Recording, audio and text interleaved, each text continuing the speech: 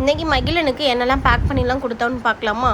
Morning பிரேக்ஃபாஸ்ட்டுக்கு என்ன ready பண்ணியிருந்தேன் அப்படின்னா, எண்ணெயில் பட்டை, கிராம்பு, சீரகம் தாளிச்சிட்டு வெங்காயத்தை சின்ன சின்னதாக நறுக்கி நல்லா அந்த கோல்டன் ஃப்ரை கலர் வர வரைக்கும் நல்லா வேக வச்சு எடுத்துகிட்டு அரைச்ச தக்காளியை வந்து ஆட் பண்ணிக்கணும். அப்புறம் இடித்த பூண்டையும் ஆட் பண்ணிக்கணும்.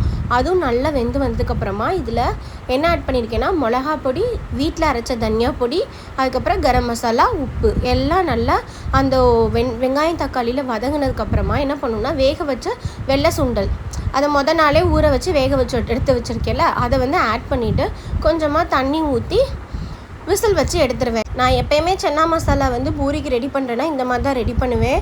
இதோட டேஸ்ட் வந்து என் வீட்டுக்காரர் எப்போயுமே சொல்லுவார், இது வந்து அந்த ஹோட்டலில் சாப்பிட்ற மாதிரியே இருக்குது அப்படின்ற மாதிரி சொல்லுவாங்க.